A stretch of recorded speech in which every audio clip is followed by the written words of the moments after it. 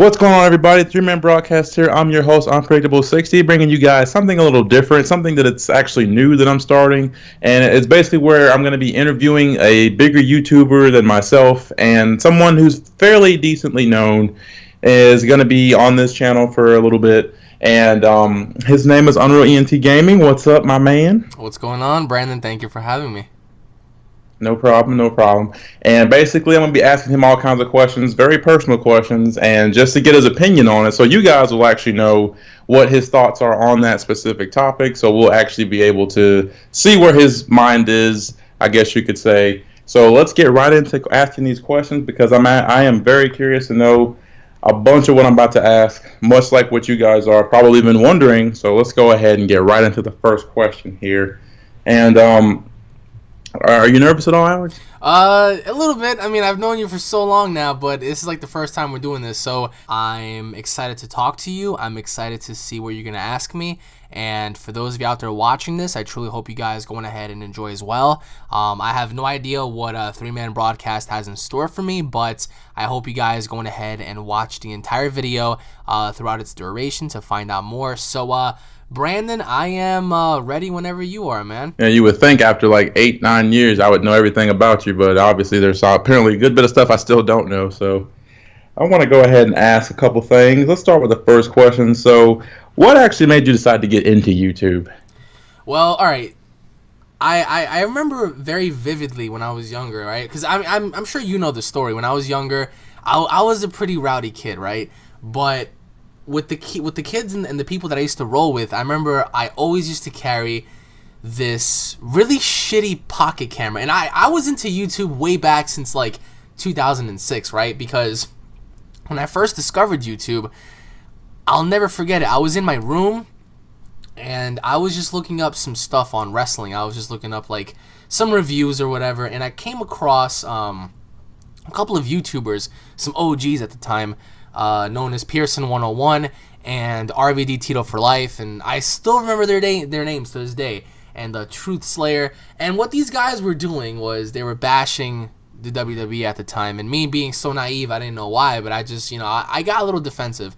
So I remember I was watching these videos and I was just like, wow, it's okay, it's just a bunch of people expressing themselves, and it's just a bunch of people like, sharing their opinions on whatever. So I want to share mine, but I didn't really know how to do it. So I didn't have a webcam, I didn't have anything. I had this really crappy pocket camera that was a standard def camera that was recorded in the most horrible of qualities.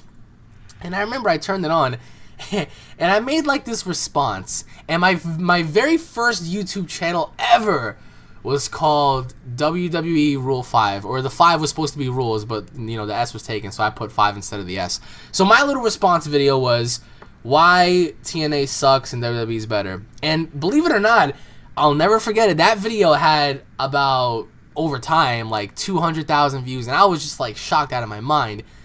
And at the time I had, other, wrestlers, well, not wrestlers, but, wrestling reviewers, respond to me and stuff. And, that's how I slowly started picking up on YouTube.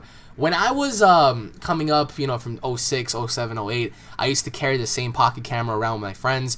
And me and my friends, we used to do a bunch of stuff. We used to just do graffiti. We used to just ride our bikes everywhere and just fuck around with people and just do a whole bunch of stuff. And I used to record that. And I didn't know why I was recording it, but I knew that at some point it's going to hold a purpose. And I feel like if you have a group of friends and you guys are doing like activities and stuff, you ought to like capture those moments and look at it, from down the line when you get older, because like it'll be a humbling moment to look back and be like, wow, that was me, like that was us back in the day. And my friends didn't really understand it at the time, and quite honestly, neither did I. And as time went on, I learned how to edit through Windows Movie Maker and stuff, and I was just like, yo, this is like really cool stuff. And I was making like the shittiest of trailers, the shittiest of videos. I mean, I'm talking about A-class crap, but I was learning. And my following channel that occurred after that was a channel called Putnam Fam, which is just us from the neighborhood doing a whole bunch of shenanigans, playing Manhunt, playing tag, and just, stupid stuff. And then over time, I created my gaming channel based on a gamer that I met on Xbox 360 called Paves. Paves 911, and I met him on GTA 4, and I remember there was this kid named Cody, which was Paves, and he was recording, gameplay and stuff in GTA 4, and I didn't really understand like how he did it. I thought like he just put like camera in front of his TV, and that's when he pretty much educated me about something called a capture card, and I was like, well, what is it? And he was telling me about how this capture card allows you to record gameplay footage and whatever. And I got hooked. I was like, really? You can actually record like without putting this shitty fucking camera in front of your TV with a bunch of games holding it? So I was like, that's cool. So I created Alex Animal 7. And from there, I met you guys. And as many people don't know, we all started experimenting on Halo. So I would have to say those days were definitely my experiment days, because for many people out there who don't know, myself and 3Man and alongside many others, we made a machinima at the time. Now machinimas were big at the time because we saw like all these like people create like these little mini shows and like these little skits, and they were so revolutionary at the time because nobody was doing them, and they told such great stories. And so I figured, you know what? Why don't we create our own? And we created this very long, I would have to say this would probably be the longest machinima amongst many on YouTube, if you guys can still find it. It's called Halo Apocalypse, and I used the Adaptec Game Bridge, which was a very crappy capture card to begin with, and I was using a very shitty version of Windows Movie Maker and Sony Vegas. And slowly but surely I learned how to put audio together. I learned how to mask videos and just do a whole bunch of stuff. And then from there, I asked myself and I told myself, well, I still want to be able to improve and just, gradually, own my craft like over time, but I want to make sure that I'm doing the right thing. So I came a long way from 2006 up until like 2012 when I started off with that crappy ass SD camera, up until I had the crappy ass Adaptec Game Bridge. Now at that point, 2012, I decided that I wanted to make a brand new channel and put as much effort into it as possible just to see what happens with it, right? Because I was seeing a bunch of YouTubers do like all these gameplays and stuff, and that was when everything was beginning to boom. So I created UnrealEntGaming. The Unreal part was because I loved the Unreal Engine, because at the time, every single time the Unreal Engine would create a new platform, the graphics would be amazing. And I was like, yo, this is Unreal, it's crazy. The ENT part, obviously, it's for obvious reasons, entertainment. I like to entertain people. And gaming, because I have a passion for gaming. So I clunked them all together without even thinking twice for it. So I made UnrealEntGaming, and I began to, use my Blackmagic Intensity Pro capture card, and working with Sony Vegas Pro 11 and stuff. And I was slowly, starting to make videos and whatnot, and I was slowly, starting to own my craft and, progress on forward. And having to look back, even then, compared to what I was doing before, it was just like, wow, it was a huge improvement. So over time, my main focus was to try to create content that not only entertained people, but kept people informed. But I also wanted to do something personal with friends, such as you guys and my personal friends from home, to look back on and say, wow, that was us. Like, we did that. Like, we created that together. Like, we have those moments to look back on. And we even created, because a lot of you guys may not know, we created a series called How We Get Down and Social Stupidity, which was us pretty much being caught off guard, recording each other inside of the Xbox 360 lobbies, and just cursing each other out. Just pretty much one giant roast session. I was doing roasts with my friends way before Rice Gum came into the picture, way before anybody else, Leafy, because we were on a daily basis roasting each other. And I know you can vouch for me on that because you were there throughout like 90% of this, if not more. And right. I wanted to capture those moments because as funny, as sexist and racist and as big of bigots as we were in those chats, we did it for fun and we did it for laughs. And it's great because like having something to look back on now. I mean, we all used to roast each other for our girlfriends, our income, our parents. We used to roast each other for the way we look, the way we play, and it's just, and I would have been a fool not to capture those moments because those were moments that you just can't get back. And there were so many moments that I wish I could have recorded, but I should have known better than to not do it because I should have. But at least now I have like a giant chunk of what we used to do. So from time to time, I tend to look back on it and I'm just like, you know what? We did that together. So YouTube has always been a thing of mine ever since I stumbled upon it because this is a platform to where we get to express ourselves and share our views and opinions and create, some of the most awesome pieces of work you can find.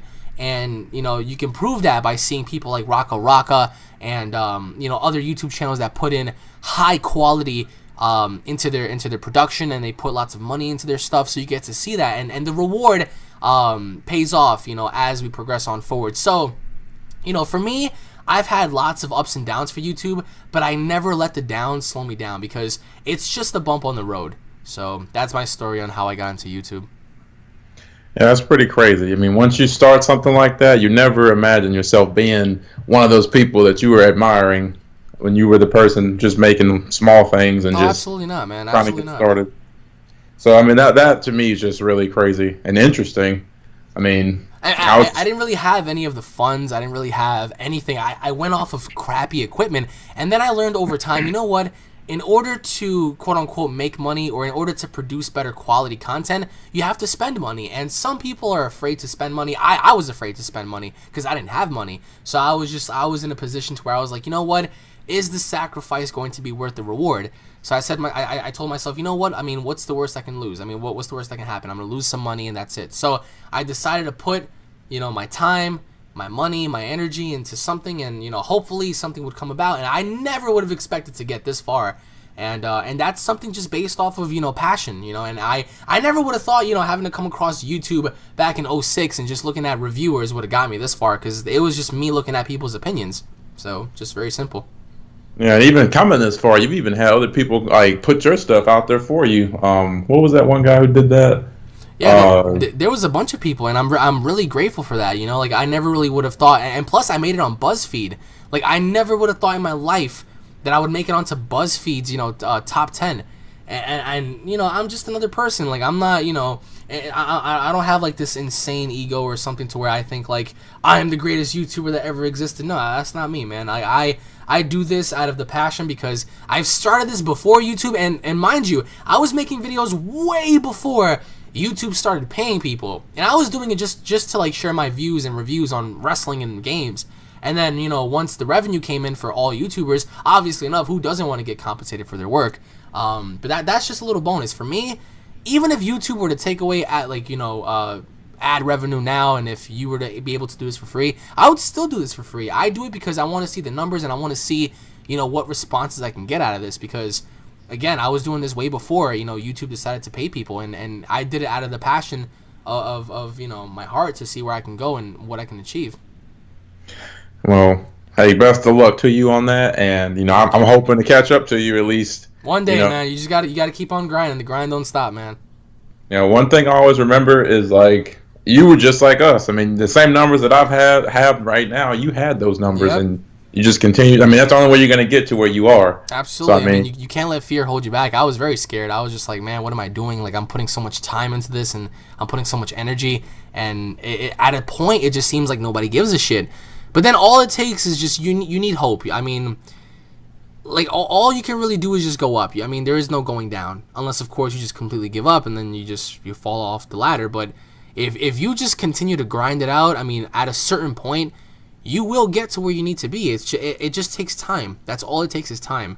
That's it. And if you put in the energy and the work, you're gonna be rewarded. Because again, I mean, I never would have thought I would be at this point. Never in my fucking dreams. I mean, after making UnrealEntGaming and looking at Alex Animal 7, I was just like, you know what? I'm probably going to be just as, evenly matched as Alex Animal 7 as I am on here, because I don't think it's going to grow that much.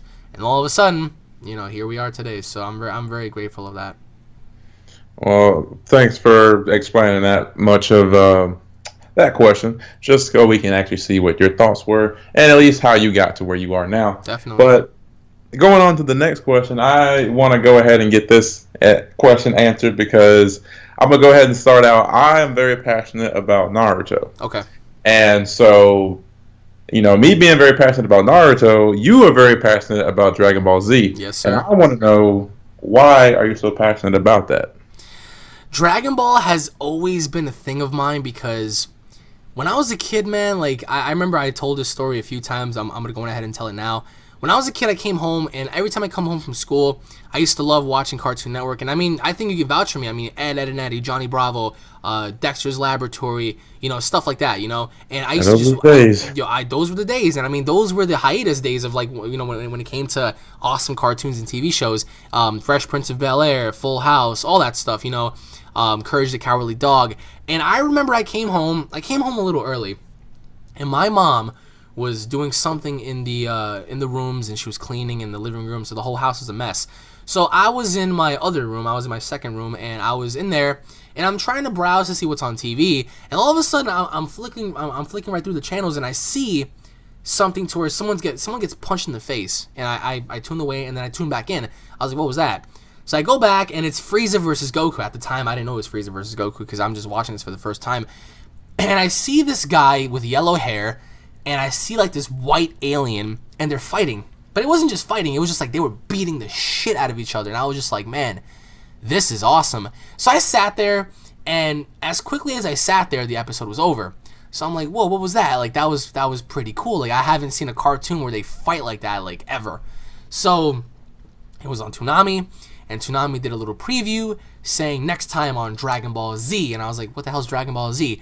And then the following episode preview was when Goku was chasing Frieza because he wanted to get to Porunga, and he was beating the fuck out of him. So I was just like, oh my god, like this is so cool. And ever since, I got hooked, and I tried my best to keep up with it. And I didn't have cable at the time, so I had to knock on my friend's door just to ask him if we can watch Dragon Ball Z. And I could tell from the look on his face, he didn't really like Dragon Ball Z, but he was still generous enough to let me stay over his house and like watch it just for like 30 minutes a day. And over time, I grew to love it because as a kid, I didn't really see the meaning behind it, but as an adult now, I definitely see the meaning behind it. Now, people, who are unfamiliar with anime, or at least Dragon Ball in general, they're going to say, well, Dragon Ball, it's just a bunch of muscular dudes who just scream and punch, and it's just barbaric and stuff. But there's meaning behind each and every single character. There's meaning behind every story. For example, you have someone like Goku. A lot of human beings can relate to someone like Goku because they're very selfless. They train, they try to become the best, not because of, selfish reasons, but because they want to test themselves. Like, they want to see how far they can go in life by testing their body, testing their ability, and meeting up to the obstacle and stepping up to the plate and seeing if they can overcome that challenge. And when they get knocked down, they get their asses right back up and they continue. And then you have other characters like Vegeta, who other human beings can relate to and say that they do the exact same thing that he does, and they do it out of selfishness. Like, Vegeta cares about being the best, and he wants to step on people's toes, and he wants to make sure that nobody would ever reach him, and he wants to be, hailed as like the greatest of the great. So, like there's a connection between the characters. So, just like how Naruto is important to you, Dragon Ball has always held its significance with me. And I haven't really gotten into the Japanese dub until like maybe 2013. When I started watching Kai and I started watching other stuff. And I fell in love with the Japanese version as well, the Japanese dub. And I love Dragon Ball Super's Japanese dub. Like, I love the score with Sumitomo. I love the overall, voice acting with Mozawa and everyone else. So it's great. And for me, I grew up with the Bruce Faulconer score. So I've always, watched Dragon Ball, and I was like, holy shit. The score, the music makes the show that much better because of the intensity and the emotion it brings out of you. And over time, after I made my channel, I said to myself, you know what? Aside from wrestling, which is another, passion of mine, let me go on ahead and, express my love for Dragon Ball. So I started doing what if battles. I started doing, discussions, and I started doing, fan reviews for fan mangas. And I never thought that Dragon Ball would ever get a movie or its own show. And I'll go on record and say that I was one of the first. I wasn't the first, but I was one of the very few who was the first person to cover Battle of Gods and do a bunch of Dragon Ball stuff on YouTube. Now, surely there were other people before me. But like, again, amongst that, lineup of OGs, I was one of the first, because nobody at the time was doing the things that I did, and I did it out of the passion of, like, I was curious as to, like, all right, what if Cooler fought Cell? What if Trunks fought Vegeta? What if Goku fought Gohan? Stuff like that. And then I started doing like little mini discussions and stuff, and that's when Dragon Ball kicked off with Battle of Gods, then Resurrection F, and now Super. So I don't really have too much of an ego to say, oh, I was here first, I did it first. I don't really care about that. All I care about is sharing my point of view and sharing my expression to Dragon Ball and seeing what other people have to say about it, because everyone has an opinion.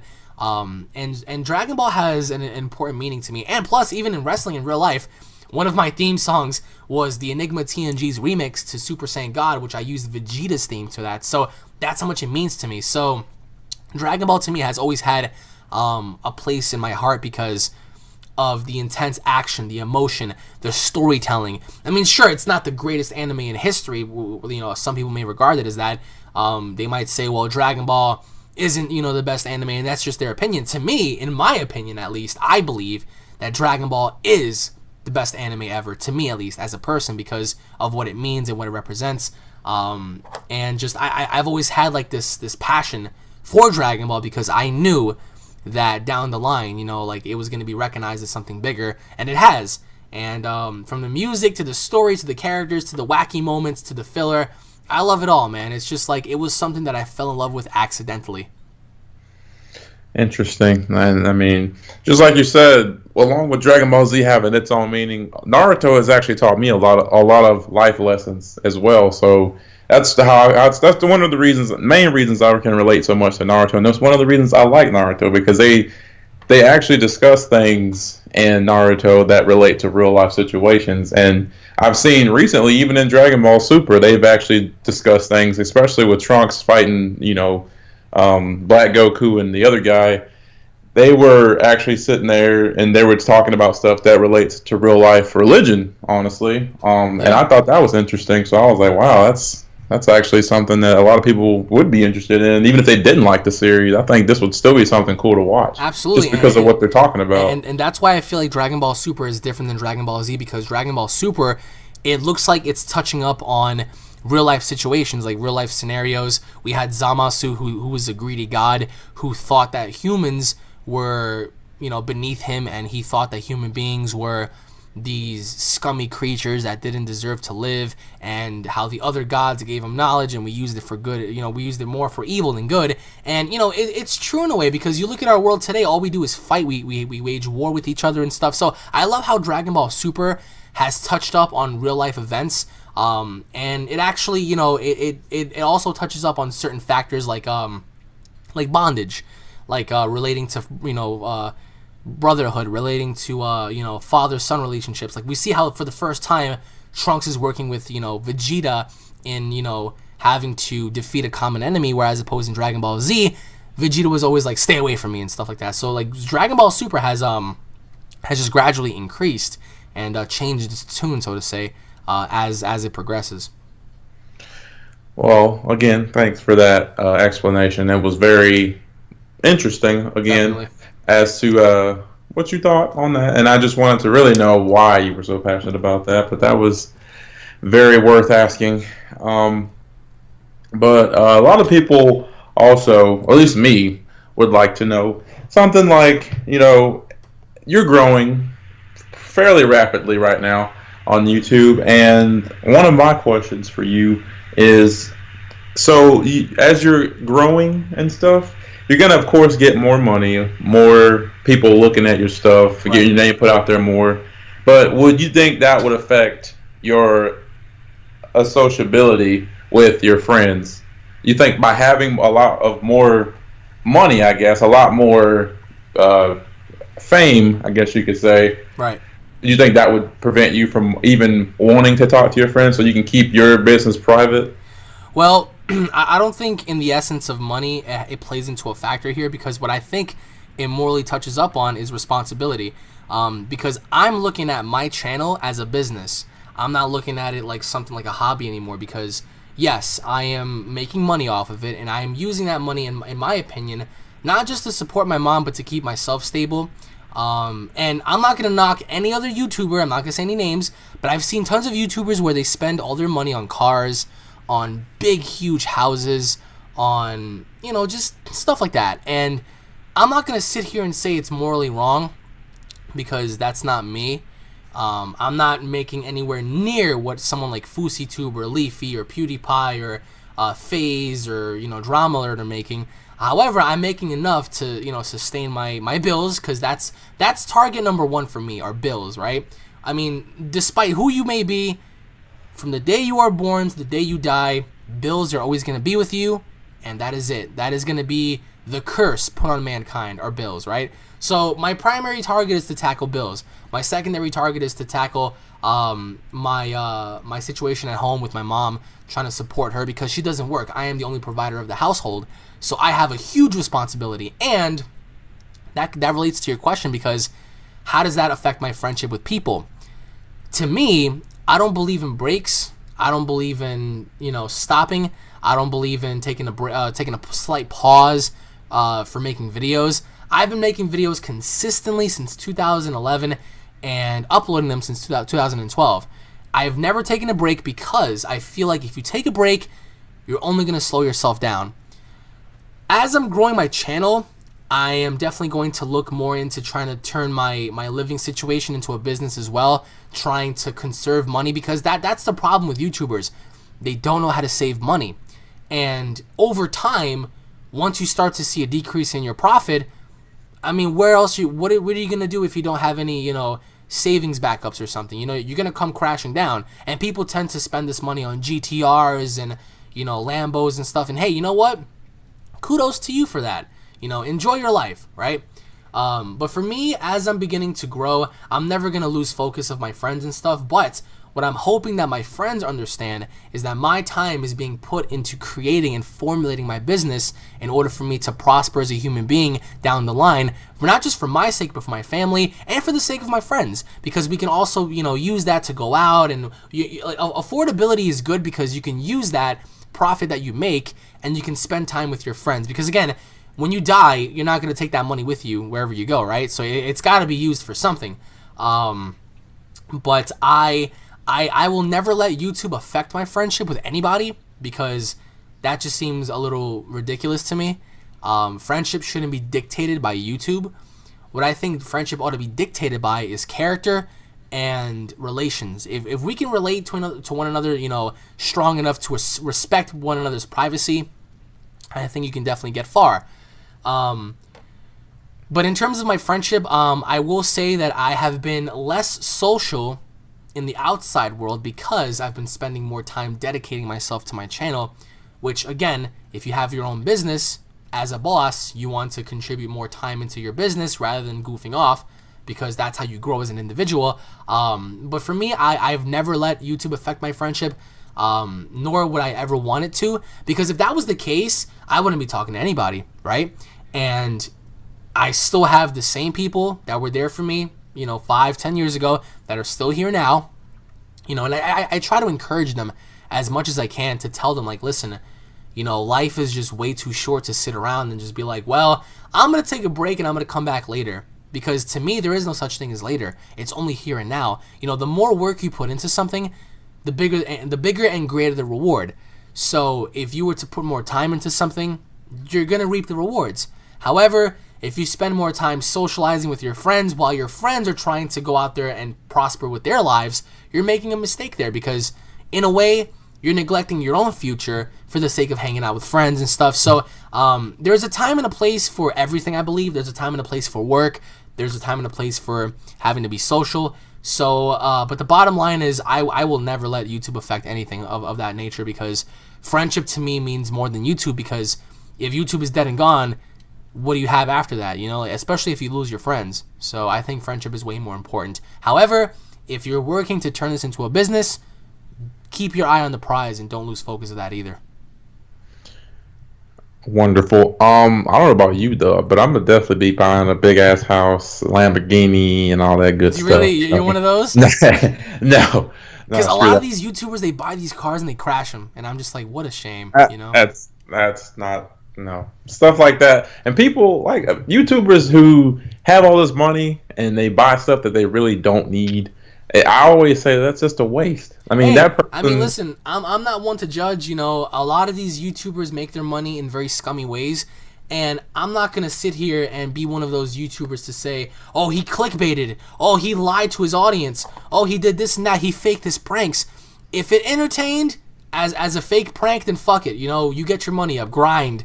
If you're gonna misinform the people by doing clickbait, you're shitty. You're a fucking scumbag. But if it works for you, then I'm not gonna sit here and play God. I'm not gonna be like, you're fucking morally wrong because you're clickbaiting and stuff. I mean, eventually karma's gonna get back to you, so you ought to figure it out on your own to like learn how to stop that shit. But in terms of all these YouTubers, Markiplier, Jacksepticeye, Fousey2, BF versus GF, Lance Stewart, Scarce, I'm not gonna sit here and say, oh well, you guys are morally wrong for producing your content the way you produce it because I don't agree. Well, you know what? If you want to grind and get your money up, hey, grind and get your money up. If you want to spend all your money jumping out of a plane or getting a fucking GTRX and then driving that and crashing, hey, it's on you. I'm not going to sit here and morally judge you because I would do something different. I wouldn't spend my money on, you know, $70,000, $80,000 cars, $150,000 cars, and, you know, buying expensive ass like jewelry to wear like they're $500,000 just to wear around my neck. I mean, that's not me. Because you can contribute more with that money, in my opinion, at least. You know, you can better prosper as you move on forward in your life by doing other things to contribute. But you know, if people want to go ahead and buy all these cars and do all these things, it's on you. I'm not a person to judge. If you put out a video and it's entertaining, I'll enjoy it. But I'm not gonna sit here and knock someone for, you know, what they do and stuff. But yeah, I mean, as you said, some people may view that as saying, well, you're just purchasing materialistic objects and stuff. Like, it doesn't really, you know, make any sort of difference. You know, you're just wasting your money. You know, hey, you know, people have their opinions, but, you know, I guess we'd all do something different if we had that kind of income. Yeah, see, I'm the type of person that if I'm going to be successful, then those around me are going to be successful. Absolutely. You know, if you're helping me to do stuff and you've been there since, you know, the beginning, of course I'm going to come back and help you. I can't just sit here, oh, I'm successful, I got this and that, Absolutely. you know, and then not share what I got, you know. And you should know that, man. You know how many times me and you have gone back and forth about this, and I've tried to help you my best. And you know what? It's working for you, and I'm really happy for you. Again, as I always tell you, you got to keep on grinding. Because if you don't grind, man, someone out there is going to grind ahead of you. Absolutely. And I mean that's just something you got to live by. You know, you can't ever stop. Because I realized, you know, before there was a point where I would start doing a lot on here, and then I would just take a break. I'm like, okay, well, I'm working a lot more now, and you know, I'm coming home from work, and I'm just not motivated to do anything. Oh yeah, the whole working thing. Let me tell you something, man. You were there. I had 3 jobs. I worked. Well, I had many jobs. I was working as a security guard for Metro One Security, all the way in Whitestone, which was horrible. I think 2010 and 2011 were the worst years I have ever gone through in my life, because I really struggled. I worked at GameStop. I worked in a bank, and I still had the time. I still had, you know, whatever hours I had to put into YouTube, and I put it in there. And some people may say, well, YouTube's not considered a job. Yes, it is, because starting in 2017, I think going into 2018, they're going to start having college courses for YouTube classes. So what does that tell you? Oh boy, that'd be something very much worth taking. Absolutely. So, you know, it's considered to be a job, because especially if they're going to have college courses in colleges going into next year and 2018, then yeah, I mean, it's definitely a job, guys. You know, but not many people want to recognize it as a job. But I mean, hey, that's just their opinion. It's just people who are uneducated that don't know. But anyway, I'd like to get on to the next question. This will be interesting for you. What are your thoughts? Because people do this all the time, and some people just do it as a troll. Some people just do it to make your shit look bad. But what are your thoughts on people who dislike your videos? All right. Well, I like, through success, you're always gonna have people judging you. You're always gonna have people, you know, ridiculing you. I mean, listen, as an individual, I have learned I can't make everyone happy. All right. But what I've also learned there are people that like to troll, and they like to, you know, go on there and hide behind their keyboard and just say a few comments, whatever. I mean, that happens. I mean, trolls are everywhere, right? Then you have the social justice warriors who sit in their basements eating Cheetos and use a tub of lotion a day doing all sorts of nasty stuff to their bodies, who sit there and they hold grudges. Now, the reason why I say they hold grudges is because if you mess up once, let's say you get a story wrong, or you mess up on an introduction for a video, or if you do something to where it ticks someone off, they're going to hold that against you for the rest of your life. And that is some of the... I think first and foremost, that's like psychotic, all right? Because as human beings, we all mess up. You mess up, I mess up, the viewer watching this messes up. We all mess up at some point in our lives. I'm not going to sit here and say that I haven't messed up. I've definitely messed up. I was misinformed, thus I have misinformed people due to my misinformation. Some people might say, oh, well, you're clickbaiting. Well, clickbait comes in the form of definition to where if it's a catchy title and a catchy thumbnail, it's labeled as clickbait. There are many definitions to clickbait. You know what? If you want to consider that for me, fine. I'm not going to sit here and say no because I know that I don't clickbait. I've seen tons of people like YouTubers like Exility and Double Four that clickbait all the time. Do I agree with it? No. But, you know, at the same time, that brings back to my point. I've messed up, you know, many years ago with some misinformation that I was misguided on some websites. I had a couple of people send me some links, and I believed them. I was like, oh, shit, you must be right because you're a really knowledgeable person. So I used what they gave me as a source to make my videos, and I got a couple of things wrong with Battle of Gods and stuff and Resurrection F because I had no main source. I didn't know anyone to go to. I didn't have like a credible, reliable person. I had otakuart.com. I had Blasting News. I had a comicbook.com. I had all these fake ass misinformed websites, and without me knowing, I put out some, you know, misinformed content, and people held a grudge for me for that. And I have apologized a dozen times for saying, hey, I messed up, I apologize greatly, it won't happen again. And you got like those Cheeto-eating basement dwellers who just like stick by that. They're just like, no, you messed up once, you're dead to me. And it's just like, alright dude, like you act like you don't mess up in life either. So, for the people that don't like me, I really hope that I don't give off any sort of vibe for someone not to like me. And you know, like, it's kind of funny, because I remember like, again, I don't know if it's a troll or not, but even sometimes when I play COD or something, someone might say, oh, you suck, I'm unsubbing. It's like, really, like, that's such a petty reason to, like, you know, find something to hate on someone for. You know, I haven't beaten anybody up. I didn't kill nobody. I didn't burn down, like, a batch of puppies. So, like what reason is there to, like, you know, express your hate towards me? I mean, I don't hate anybody. For me personally, I may dislike some YouTubers for what they do in terms of, like, their ethics and like the way they go about like their videos, because they tend to either misinform people or they tend to like milk something. Do I hate them? No. Am I going to criticize their lives? No. Am I going to sit here and say you're wrong and I'm right? No. Because at the end of the day, I'm just a human being. You do what you do, I'm going to do what I do. If I point out a flaw, I'm going to let you know, like, hey man, so I feel like what you're doing is kind of incorrect and this is why. I'm not going to sit here and just completely bash someone, because again, I'm a big YouTuber, but I am a fan of other bigger YouTubers. So when I see them doing some really stupid stuff, you know, I wish I can just be like, hey man, like, you're doing this and this wrong. In which case I have. I've expressed myself in the comments. But that's me as an individual. And for people who dislike my videos and just, you know, and it happens sometimes, people just tend to click on the video right away before even watching it and hit that dislike button. For what reason? You get what I'm saying? It doesn't make any sense at all. So, for the people who just troll, you know, it is what it is. We all troll, you know, at some point in time.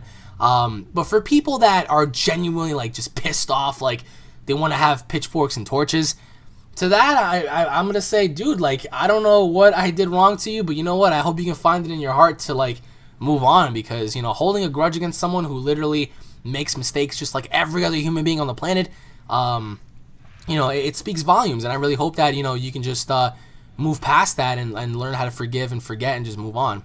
So, that's just me, of course. Yeah, I mean, and not even the good YouTubers aren't gonna mess up. I mean, they might mispronounce something. Oh, I mean, absolutely. It like mispronunciation, you got misinformation. You know, people tend to get stuff wrong, but they shouldn't be lynched, you know, at the tree for it. You get what I'm saying? People make mistakes. We're human beings. We're not robots. We're not artificial intelligent robots. You know? Yeah, I mean, so life happens, man. No one is ever gonna do their job perfectly. Absolutely. I mean, and you know what? For those who want to have such a big ego and talk about how, oh, it's all about ethics. I'm the most important. I get all my stories right. I'm the best. You're just an egotistical maniac. And those are the YouTubers that I cannot stand because they think that their shit don't stink.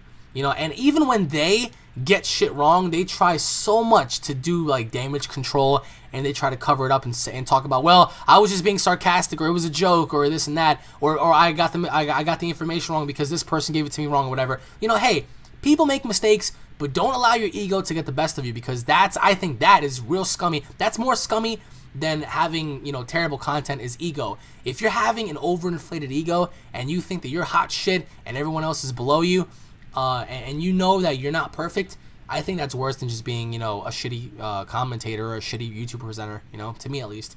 Because that speaks more or less about your character than it does you. And that's what I'm saying. It's like you ask someone, so why, if you can find the one person who disliked it, or even if you get comments on your video, this video sucks, you ask the person why, they just say some stupid thing. I actually ran into that the other day where some guy was saying that this kid's video was bad, and I just was like, okay, why do you, I'm just trying to help the kid out. I'm like, why do you say his stuff's bad? Yeah. And all he had to say was, I bet your mom's. I'm like, what the fuck? You ain't answering the question. You're just trying to. I could tell he was a troll. I was just, and then he tried to come on my stuff, and I was like, okay, wait, no, I'm not having that. I just blocked him. So I was like, I'm not gonna deal with some guy just trying to be stupid. Absolutely. I mean, my point here is that every single YouTuber messes up. Every single YouTuber gets something wrong. Every single YouTuber, they're not perfect. Nobody's perfect. I don't care who you want to throw at me. Nobody's perfect. Everyone has made mistakes, and they should be forgiven. Unless, of course, it's an like irredeemable mistake. If it's like if the YouTuber made a video about, oh, my dad has cancer, please donate. And then they find out that their dad doesn't have cancer, and they just use their audience for money. Like, yeah, that's fucking irredeemable. Like, that's scummy as shit. That shouldn't be acceptable.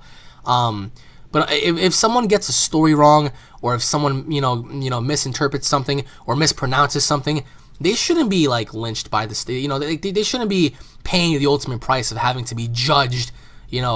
By the YouTube gods per se. I mean, everyone makes mistakes, and you should learn how to forgive and forget. And that's it. That's how life works, man. Forgive and forget.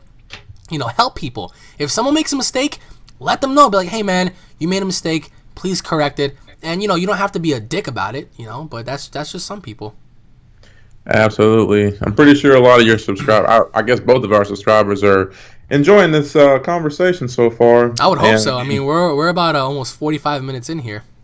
Yeah, there's still a lot more stuff to go too. Absolutely. I actually wanted to ask you this question. So what exactly do you hope to gain by uploading so many Dragon Ball Z videos? Well, I would have to say it's not just Dragon Ball, because I do so many other videos. And you know what? I'll go on record and say that, yeah, some of my other videos that I post, possibly like Dead Rising or whatever, they don't do as good. They get maybe 1,000 to like 3,000 views. But you know what? I don't really care about, oh, this video needs to be 20,000 views. This video needs to be 100,000 views. If I can get the numbers that I'm getting, I'm happy. I'm not going to sit here and just demand something. For Dragon Ball, I would like to consider myself to be a very credible source for Dragon Ball. And a very entertaining YouTuber when it comes to what if battles and discussions and presentations and reviews. So I want to express my love and my opinion on Dragon Ball through that aspect. And then when it comes to other content like Resident Evil, Call of Duty, Battlefield, Dead Rising, Steam games, Gary's Mod, whatever, stuff like that, I want to be able to enjoy myself with people, be able to produce some really funny content, because even till this day, I go back on certain videos and I rewatch them, and I'm just like, wow, like that was so fucking stupid, but that was so funny to watch. Like my Gary's Mod zombie survival videos, like my Far Cry videos, like the GTA videos we did, like all that kind of stuff. I look back on it and I'm like, this is hilarious. Like this is something that I don't think I can ever, replicate, because of, how in the moment it was at the time. But for me, the goals are just to continue to do what I do, grow during the process of this, and just engaging with my audience more and more. And that's just I'm not gonna have any obscenely crazy ass goal like I need 50 million subscribers. No, I'm trying to keep it logical and sensical, and just continue to do what I'm doing. I'm 3,600 videos in. I can assure you I'm going to be doing 3,600 videos more. That's good to hear. Very good to hear. You think they're gonna send you a script soon for Dragon Ball Super? Oh God, I wish, man. That'd be kind of cool. Like if I ever had the opportunity, or if I was blessed by God to go out there and have any sort of, even like a minuscule influence on Dragon Ball, man, that would mean a lot to me. And I in terms of like the show, I would have to say in the Dragon Ball community, I've had a significant impact alongside many others. But I think every Dragon Ball YouTuber's goal is to like have some sort of involvement with the manga or the show, because like that shit means a lot to a lot of people. So if that were the case, man, like that'd be kind of cool, because I'd be like, oh my God, I have at least a little bit of say as to like at least what kind of boots they're gonna wear. Oh hell yeah, like whatever, stuff like that. But even though it may seem far-fetched, it's still a pretty little cool thing to think about from time to time. I hear you. Well, let's ask this question too, because I'm very interested to get your opinion on this one. And I don't even know if people do this. I'm sure they do, but I haven't ever heard you really say anything about it. But do you ever get annoyed with people asking you to like put their channel out there? Or Oh yeah. There's a difference between asking someone politely and gradually harassing them for it. Every single time I do a live stream, I get a bunch of people in there talking about, check my channel out, subscribe to my channel and stuff. And I don't get it. I don't really get annoyed in a way, because I get where they're coming from. But what stumps me the most, it's like, dude, out of respect, at least do it after the live stream is over. Like I understand people are trying to grow, but asking people like that isn't really the right way to go about things, because you earn your subscribers by producing the content you produce and being the personality that you are. Instead of going on people's live streams and stuff and being like, yo, check my channel out, like subscribe, I'm almost at like 400 subscribers or whatever. It's just like, come on, man. Like that's, to me, I had a very low tolerance for that. I'm just like, oh man, like come on, like you're just gonna come onto my videos and promote your channel. I mean, if I come across the channel and I like it, obviously enough, I'm gonna plug it. I'm gonna be like, hey guys, check this out because of this, and this reason. But if you're going to be forcing something down my throat, then that's just the worst way to go about things, because it's not going to get you anywhere. Yeah, I was talking to one of my other friends, and he has like 5,000. He actually told me that, the bigger I get, people are going to start asking me, hey, since, come check my channel out, you want to sub for sub? And Absolutely. I'm just like, absolutely. That's not, because if we just sub for sub, that means you're not watching my stuff. You're just subbing just for that simple reason, is that we're just, oh, okay, he subbed, I'm a sub. You're not actually enjoying anything I'm putting up. You're not keeping up with what I'm putting up. You're not involved in anything I'm putting up. So I don't go for that either. Nor will I be going for that as I grow. So for those of you who just heard me say that, then don't expect me to sub for sub, because that's not really going to get you anywhere, Right.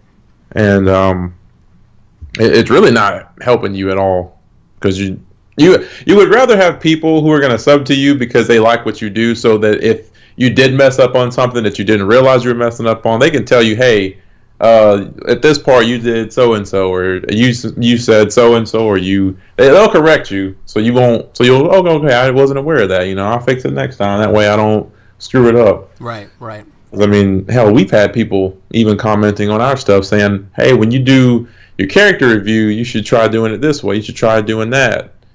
And, I think that's pretty cool that people are actually looking out for you like that. Your own subscribers at that. So, I mean, very much appreciate it for those of you who actually do that. Definitely. So, what actually are some goals for you for 2017? Ooh, that's a good question. I set my goals for this year to reach 250,000 subscribers, and I've overexceeded that by about 26,000. My goal, well, one of my business goals for YouTube for next year, by this time next year, is hopefully to accumulate about, I would say, 400,000 subscribers, right? That's going to be my little goal. If I can get there, that's awesome. If I can exceed that, that'll be even better. If I fall short below that, I'll still be happy.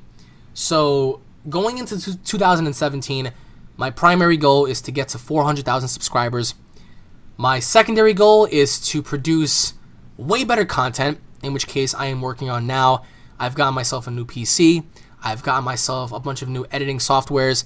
I'm going to produce some of the best stuff that I can possibly do.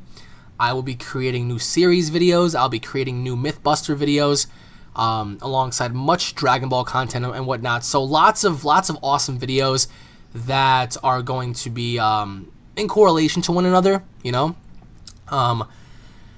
Another business goal of mine is to try to connect to as many other people as possible. And what I mean by that is I want to be able to do collabs with many other bigger YouTubers that I like, such as Alpha Omega Sin, Boogie2998, and other YouTubers as well. So hopefully enough I can do that and also help my friends out. I do want to help your channel out alongside many others and guiding you in the right direction.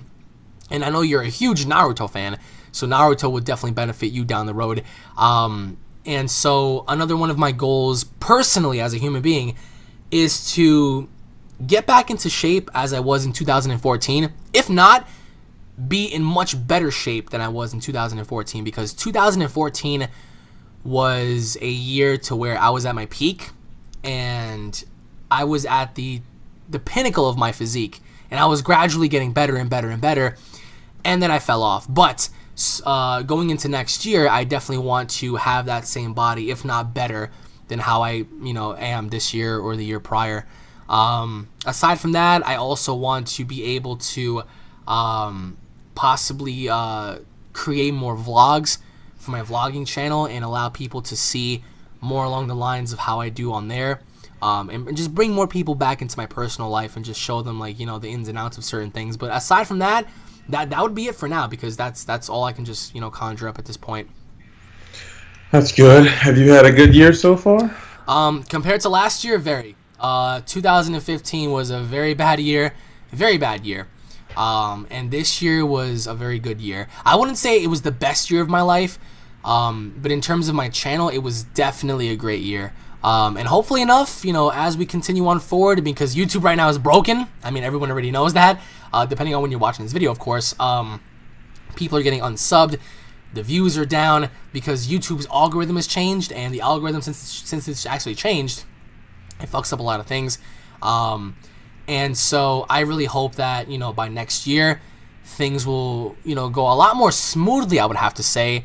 And as we progress on forward, hopefully enough, I'll be able to, as I said earlier, just produce better content, more quality, more series and stuff. So ultimately enough, just growing my channel, but also just keeping an eye out for other channels as well. Okay. So doing YouTube after, I guess 5-6 years plus, probably more, I'm sure. Have you ran across any hardship during this time of your career on YouTube? Oh man, absolutely, dude, absolutely. Now here's the thing, right? I met my friend Paul in 2012, and that's Super Saiyan Paul for you guys who don't know. And he has guided me through so much. He's helped me with tags, descriptions, content quality, just color alterations and stuff. And I learned a lot from him, and he's learned a lot from me as well, because I remember I taught him some stuff. But despite who you know, despite what you do, you're going to endure hardships. I've endured periods where my channel was getting such low views, such low, subscribers. I was literally getting nothing out of this. I was gaining peanuts. There was a time where I was really messing up with my content, like my capture card wouldn't record correctly, and there was a time where I felt like, damn, does nobody care anymore? And I think, having a look at it now, it happens to everybody. You're supposed to endure a time of stagnation, because ultimately enough, it'll allow you to improve your content over time. I've suffered periods where I would get low views, low subscribers, and then I would endure periods where I would gain a huge ton of subscribers and a huge ton of views. And despite both of them, as much as I hated, the shortcomings, I always tended to progress forward and move on, instead of allowing that to eat me up and, you know, getting me depressed and allowing me to fall off the totem pole, I told myself, you know what? I'm going to overcome those bumps. I'm going to go on ahead and overcome those obstacles. And even though it may seem slow now and there might be bumps on the road now, down the line, you know, I'm going to make up for that. And I'm going to try my best to overcome the struggles, because as a YouTuber, every single YouTuber has struggles. Everyone goes through it, because that's the nature of success. You're going to have to endure hardships and tough times in order for you to get to where you want to be. So for me, I've endured a lot, but I've just tried my very best to make sure that those things didn't really eat me up, because if they ate me up, I think I would be in the slums right now. So I tried my best not to let that happen. Well, of course, with any YouTuber who's very dedicated to what they do, they're all going to face hardship at some point. Every person. I mean, we've even faced it. I'm facing it now. Everybody faces it. I mean, there is no such thing as like continuous growth. Like look at Leafy, for example. Leafy gained 4.6 million subscribers in 1 year, and then all of a sudden, as quickly as he went to the top, he shot right down to the bottom. Instead of gaining 125 million views per month, now he's only gaining like 7 to 10 million views per month. That is a huge, huge drop in numbers. He's losing hundreds of thousands of subscribers a day. It's scary, you know? But you gotta remember, man, just because there are some bumps in the road doesn't mean it's the end of the world, in my opinion at least. Yeah, you just gotta keep on moving and just tell yourself eventually it's gonna get better. You just gotta know what you need to improve on. And that's why it's always good to get someone else's opinion on what your content looks like, so that way you'll know from someone else's perspective what you can work on if you don't see anything wrong with your own stuff. Absolutely. They might point out something you never even thought was a problem. Absolutely. So I'm always up for constructive criticism from someone. I'm always asking, hey, is this good? Or every time I make something, I'm just like, I'm pretty sure I could have made that better if I knew how to do this. Or, you know, you can teach yourself different things. I've taught myself a couple of different things just because no one else is going to teach it to you. So you have to, you know, show yourself how to do stuff. Learn by yourself. Yeah, sometimes you got to do it by yourself, man. So that being said, I'd like to get into my next question here. So what are some long-term goals for you in terms of the next 3 to 5 years? That's a good question. Again, from a business standpoint, I would have to say hopefully enough before the year 2020, I'll have 1 million subscribers. If not, hey, it's fine. But 3 to 5 years from now, honestly, as a human being, as a person, I think that I definitely want to have a family. I want to be able, hopefully enough, to be married and have, you know, some kids. That's just me personally. I mean, hey, so 3 to 5 years from now, I definitely want to be able to be in that position to where I am having a family and I'm, you know, showcasing more or less my family and vlogging with them and stuff. But also when it comes down to primary business, such as YouTube, again, hopefully enough, if I am fortunate enough and blessed, I'll be able to gain 1 million, or who knows, I may even surpass that and go to like maybe 2 million subscribers, whatever the case may be. But also I want to be able to help my friends out with whatever they need, but they need to be open-minded about it, because sometimes, you know, people tend to get very bitter-headed and they tend not to listen. But that's just the nature of, like, you know, what it is. I mean, you can't hold someone at fault for that. But I think that, you know, long-term goals, I definitely want to have a family. I definitely want to settle down. And everything that I'm working for now, every little thing that I'm gaining out of this now, I want to be able to contribute to my family. You know, that's just me. I don't really care about Lambos. I don't really care about crazy-ass, like, 2018 cars and whatever. You know what I'm saying? So my goals are to be in the best physical shape possible, is to produce the best content possible.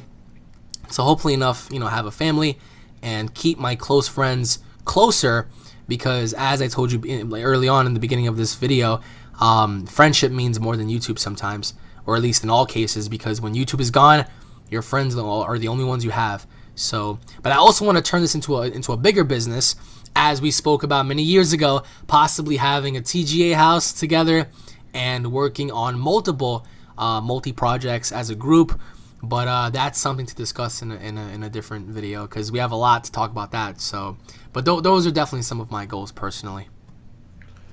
Excellent, just excellent. One of my last questions I have here. If it was someone trying to buy your channel from you for a few $1,000,000, would you sell out? No. This is something that I've built. And you know what? People might say, well, it's $1,000,000 or whatever. Like, how could you be so stupid not to do it? Sometimes, there are certain things that mean more to me than just money. And this channel, to me, I wouldn't sell it, because this is all of my work, all of my hardships, everything that I've always, went out of my way to do and put time into has gone into this channel. And I wouldn't want this channel to be placed or bought by someone and just have it be remade in their vision. This channel is my vision. This channel is my work and my dedication. And I don't care how much money you throw at me, unless of course it's like $50 million or something. Then maybe, yeah, that's livable money. But like for $1 million and stuff, no. I mean, I'm sorry, that's just no. This is my channel, and like I just put too much into this. Maybe if you were to ask me this question 5 years from now, I might give you an answer. But as of right now, my mindset is no. I would not. Yeah, I couldn't agree more. I just, like I said to people all the time, whenever you make something that you made, of course, maybe filming it is not the most fun process, but once you see the outcome of it, you're like, wow, I did that. I'm the one that put that up there. I'm the one that edited all that together. I'm the reason people like this video. So then that's why it's hard to say, well, here you can have my channel. All this stuff on there's mine, but sure, you can go ahead and have. I'd have to agree. I could not sell out for that, just because it's a lot of time and effort put into this for me to just give up on it like that. Absolutely. And to let someone else have it, and then they might do something that's worse or bad that you were doing that was really good, and they might turn your channel into something that's not so good, and then you got your money, but you got to look at it and be like, wow, I got my money, but my channel's kind of going downhill. Yeah, it's not the same. It's not yours anymore. And you're like, I can't do anything about it, but I could have probably had it keep up coming more than what it is right now. Absolutely. But anyways, that's going to be all my questions that I have for you for this conversation. Hopefully we'll have another interview sometime soon. But for those of you who watched this video, I really do appreciate you guys sticking it out for this long. Of course, we were going to have very long discussion about his personal life and just his thoughts and opinions in general. But if those of you who want to subscribe should go ahead and do so, because we always like getting support and seeing you guys come back for more. And we also would like for you guys to have any comments or questions, you leave them down below in the comment section. And if you guys would like to go ahead and hit that like button, feel free to do so. And until next time, guys, this has been your broadcast, and this has also been UnrealEntGaming.